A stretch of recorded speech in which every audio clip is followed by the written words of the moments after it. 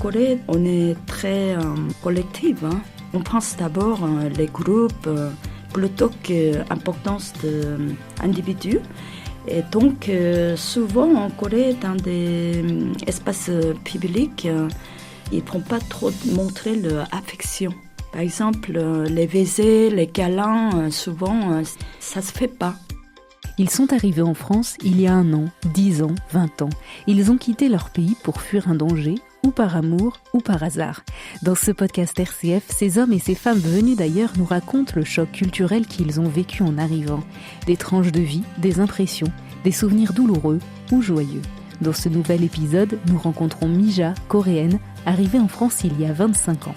Après avoir fait des études en France, elle est finalement restée et y a fondé sa famille. Elle nous décrit les différences culturelles qu'elle a remarquées entre une société coréenne où prime le collectif et une société française où l'individu a plus d'importance. Entre ici et ailleurs, rencontrez l'étranger qui habite près de chez vous. Un podcast réalisé par Bénédicte Buisson pour RCF en Normandie. Je suis arrivée en 1997. Je viens de Séoul. Je voulais connaître Paris et on disait que c'était une ville libre. Ça m'attirait beaucoup. Après, quand j'ai vu un concert de Patricia Cass à Séoul, elle avait donné une image très libre. Elle chantait pieds nus. C'était vraiment la femme est libre. Et la différence en Corée, autant qu'une femme à l'époque, j'avais 22, 23, et hiérarchie sociale et puis le respect des aînés, c'était quand même assez lourd. Et puis après les études, je dois me marier, tout ça, c'était un petit peu ennuyant pour une fille qui voulait aller un peu plus loin avec liberté. Donc Paris, c'était vraiment, ça me faisait rêver. Mija découvre la société française bien différente de la société coréenne, marquée par une certaine hiérarchie sociale et le respect des aînés. Paris aussi, si le respect des aînés existe, il n'est pas aussi formel qu'en Corée, mais les relations sont plus basées sur individualisme et égalité. Et sans un système linguistique honorifique aussi marqué qu'en Corée. Mais en Corée, la langue, les gestes et les interactions sociales et la position sociale, l'âge sont des facteurs déterminants et dans les relations. Donc, c'est pas la même culture qu'en Corée que j'ai découvert en fait. Par exemple, en France, on appelle par le nom. Et en Corée, si c'est un aîné, on n'appelle pas par le nom direct. Et je dis plutôt les aînés, je dis madame, monsieur, ou bien oncle, tata, on appelait comme ça. Et la petite cousine, elle m'appelle Mija. Je ne suis pas habituée. Ça me fait très bizarre encore. Les politesses en Corée, ça se fait beaucoup avec des gestes. C'est pas forcément comme en France, je dois dire tout le temps s'il te plaît ou s'il vous plaît et pardon et excusez-moi. Et ce genre d'expression, ça existe, mais dans la vie quotidienne, on utilise beaucoup moins en parole. En s'inclinant, en clignant l'œil ou bien dans le visage, on le montre une manière de dire s'il te plaît ou s'il vous plaît. Les gestes, selon la personne qui s'adresse, c'est différent aussi.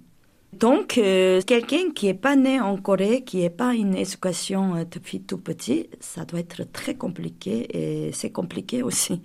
Même pour moi, c'est compliqué de temps en temps. Le respect réservé aux aînés en Corée se retrouve aussi pour les femmes. Je pense souvent il y a une absence de ça en France. Je suis un peu fort, mais en Corée, par exemple, quand on est une femme, on a des enfants, on est une mère de la famille, on est quelqu'un qui a une position sociale importante. C'est pas la même chose qu'ici. En France, c'est respecté, mais c'est pas aussi valorisant qu'en Corée. En Corée, quand on est jeune, on n'est pas égal, les garçons et les filles. Et par contre, en France, et quand on est jeune, on est une femme, on est beaucoup plus libre. Mais en Corée, on protège beaucoup une mère de famille ou des femmes qui travaillent dans la société. On protège beaucoup, je pense. Historiquement, en Corée, on était un pays matriarcal. Et encore aujourd'hui, quand les femmes se mariaient avec un homme, on ne prend pas le nom de mari. On le garde son nom de famille. Et historiquement, la Corée, les femmes avaient plusieurs maris aussi, il y a une époque. L'importance de femmes, c'est très différent qu'en France. Par exemple, dans le cinéma coréen, on le voit que les rôles de femmes, c'est très important. Entre ici et ailleurs, le podcast RCF qui donne à voir la France avec un autre regard. Mija a aussi découvert en France une manière de communiquer plus directe. J'ai eu des malentendus aussi en arrivant en France. En Corée, on ne dit pas direct oui ou non. Ici, il faut être direct et explicatif directement en France. En Corée, pour éviter de blesser ou de créer des conflits, on dit plutôt peut-être ou je vais réfléchir. Par exemple, il y a longtemps, quand j'ai rencontré des amis français, et ils m'ont dit que est-ce que tu peux venir dîner à la maison vendredi? Et moi, je leur ai répondu, vendredi, peut-être, je vais réfléchir. Pour eux, c'était oui. Mais pour moi, c'est une manière de dire non. Finalement, le dîner était annulé. Ça, je pense que c'est une culture très asiatique aussi.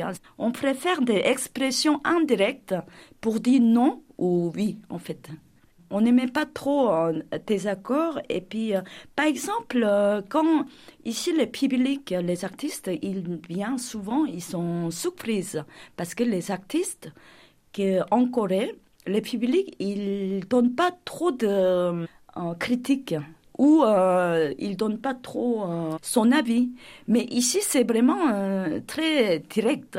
Ça, j'aime bien, ça, je n'aime pas. Ou, par exemple, en Corée, quand on dit un tableau, ça, j'aime bien. Ça veut dire que la personne, il allait acheter, vraiment. Mija découvre en France une société où l'individu est premier, contrairement à la Corée où le groupe a plus d'importance. On est très collectif, hein. Donc on pense d'abord les groupes plutôt que l'importance de l'individu. Et donc souvent en Corée, dans des espaces publics, ils ne vont pas trop montrer leur affection.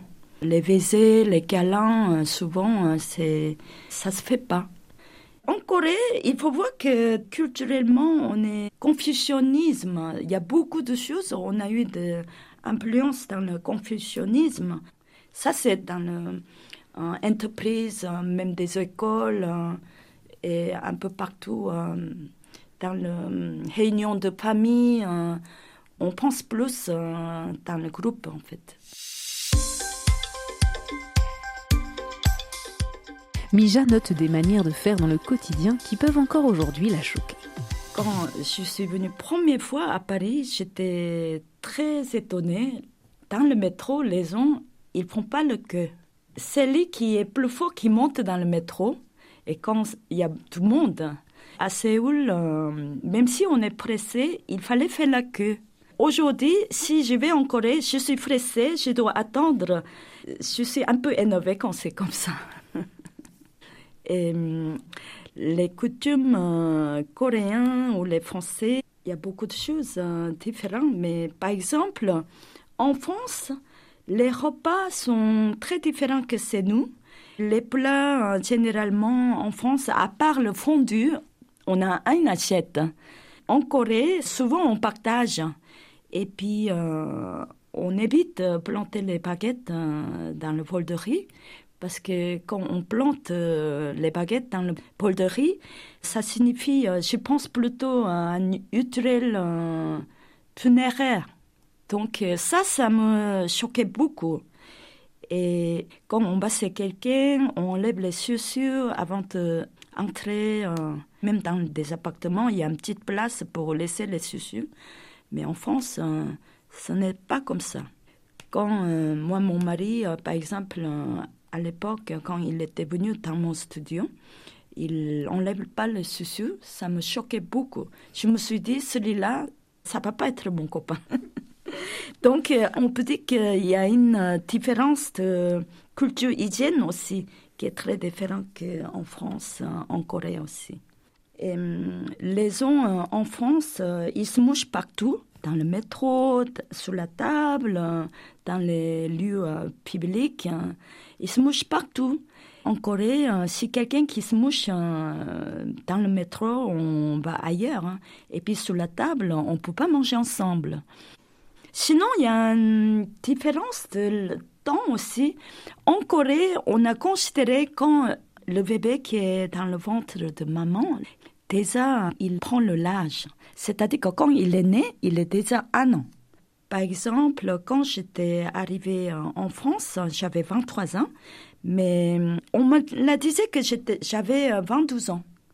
Parce qu'en France, on ne compte pas le moment qu'on était dans le ventre de maman. En France, on vit plus jeune en fait. On a 1 an moins que la Corée.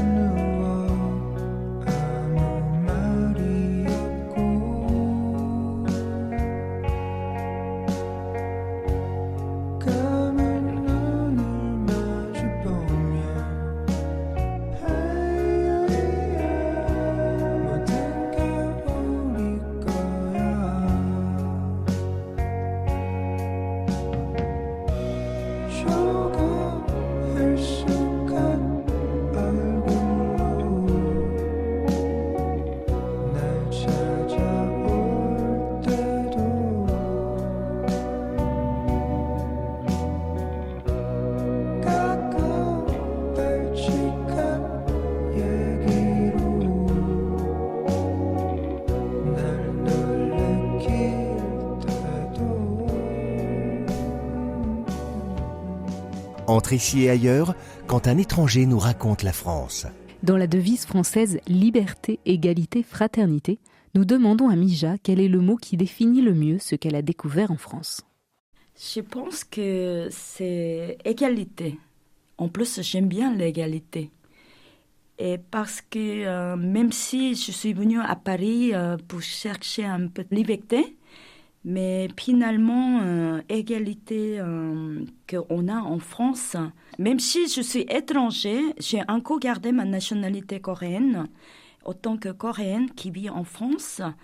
Et puis, je suis femme architecte.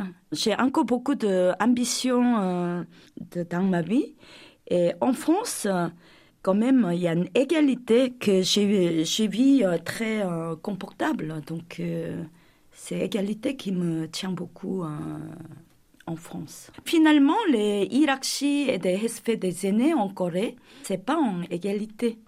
Si on a beaucoup de motivation, ambition, s'il n'y a pas d'égalité, je pense que ça ne marche pas.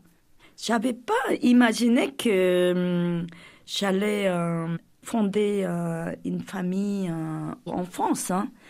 Quand je suis mariée, je pense que je suis mariée avec la France. Maintenant, quand je vais en Corée, j'ai une différence par rapport à eux. Mais je pense que je suis très coréenne en France. C'est ça qui est bien en France aussi parce qu'on a le droit de garder notre origine. Un jour, je l'ai demandé à mon fils, est-ce que je suis bizarre? Non, je me sens bizarre. Et mon fils m'a dit que maman, de toute façon, t'es coréenne, t'es pas française, t'es bizarre. Il faut que tu l'acceptes, t'es bizarre. Entre ici et ailleurs, retrouvez d'autres rencontres sur rcf.fr.